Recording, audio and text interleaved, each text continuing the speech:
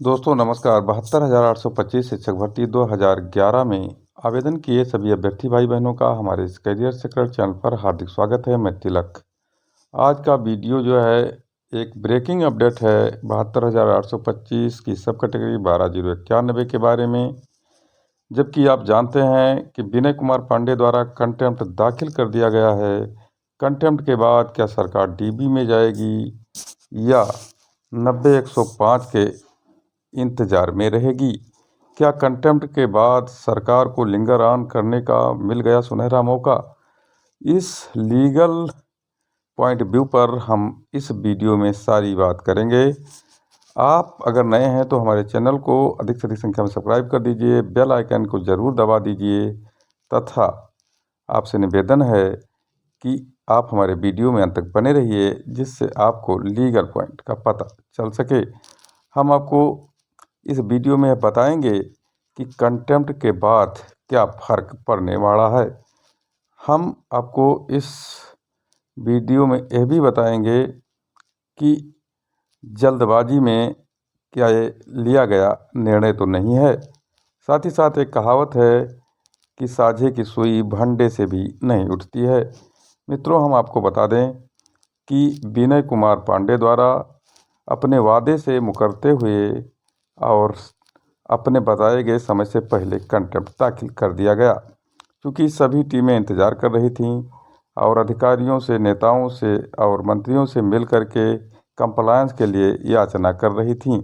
लेकिन चुपके से विनय पांडे द्वारा दायर किया गया कंटेम्प्ट लोगों के गले की हड्डी बन गई और फिर आनन फानन में लोगों ने कंटेम्प्ट दाखिल करने का निर्णय ले लिया।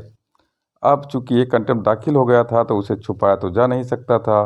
किस मुंह से किसी अधिकारी या मंत्री से बात किया जा सकता है?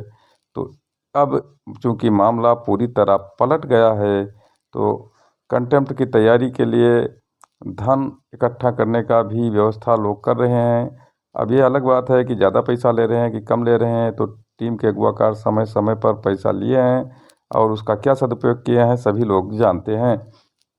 अब लीगल पॉइंट ये बचती है मित्रों कि क्या सरकार अब तुरंत डीबी में जाएगी या कंटेम्प्ट में ही लड़ करके सरकार जीतेगी या हारेगी या कंप्लायंस करेगी?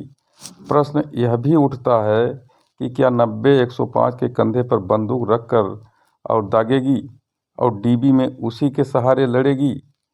फिर प्रश्न यह भी उठता है कि क्या सरकार को कंटेम्प्ट दाखिल होने के बाद लिंगर ऑन करने का खूब सुनहरा मौका मिल गया है? तो हम पूरी बात इस वीडियो में करने वाले हैं। हम आपको बता दें कि अब शायद सरकार डीबी में नहीं जाएगी। क्यों नहीं जाएगी, हम यह भी बता दे रहे हैं।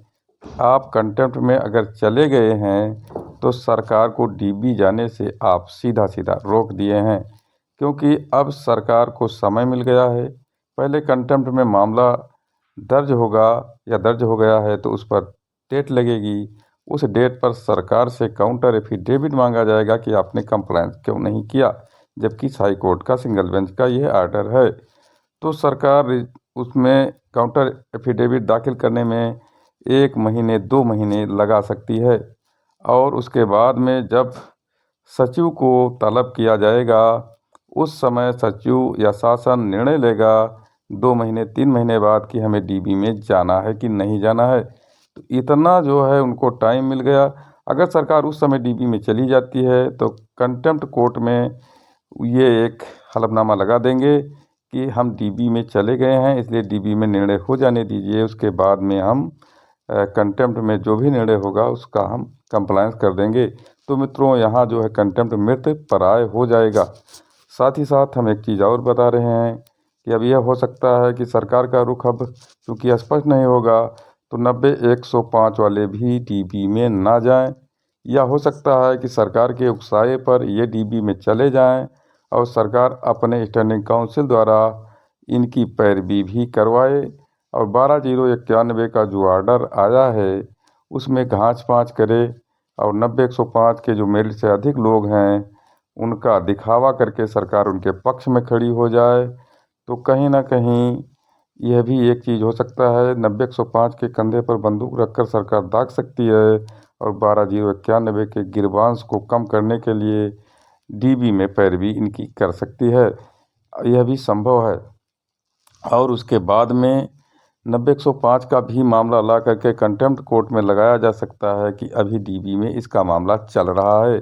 तो मित्रों, जल्दबाजी में लिया गया निर्णय हमेशा घातक होता है और इसी क्रम में विनय पांडे ने कंटेम्प्ट दाखिल करके और सारा गुड़ गोबर अभी कर दिया है। क्योंकि सीनियर मोस्ट वकील भी रोक रहे थे कंटेम्प्ट में जाने के लिए, उसके बाद भी विनय पांडे ने एक न मानी और अलग से कंटेम्प्ट कर दिया। अब चूंकि अन्य टीमों की भी पौबारा हो गई है, उन्हें कंटेम्प्ट के नाम पर पैसे लेने का मौका मिल गया है। सभी लोगों ने अपने खाते खोल दिए हैं और पैसे गिरने भी लगे हैं।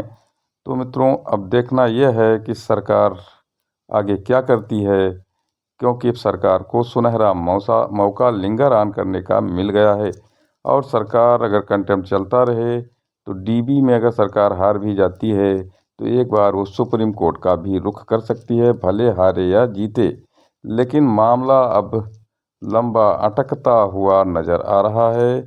क्योंकि डीबी कोर्ट बची हुई है, इसलिए कंटेम्प्ट का अभी बहुत बड़ा असर नहीं होगा और सरकार इतनी दूध की धुली नहीं है कि कंटेम्प्ट के आर्डर पर वो कंप्लायंस कर देगी, हमें जो लग रहा है।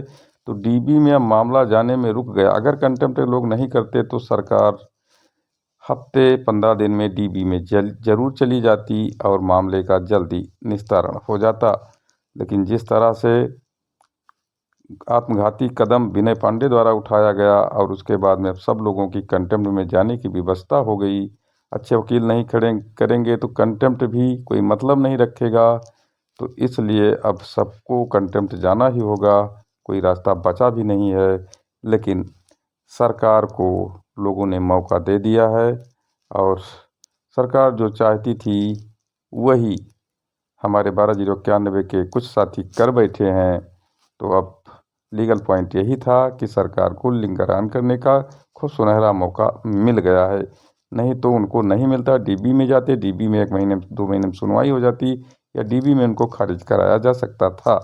तो ऐसे स्थिति में अब सरकार से अनुनय विनय भी नहीं कर सकते, निवेदन भी नहीं कर सकते, क्योंकि वो कह सकते हैं कि अब आपने कंटेम्प्ट कर दिया है तो ऑर्डर करवा लीजिए और उसके बाद कंप्लेंस करवा लीजिए। तो मित्रों, यह थी आज की ब्रेकिंग अपडेट जो हमने आपको सोचा कि बता दें। यही अब आगे होने वाला है। सरकार इतनी जल्दी डीबी में नहीं जाएगी, जब वो तलब होगी तभी वो डीबी में भाग कर जाएगी। धन्यवाद।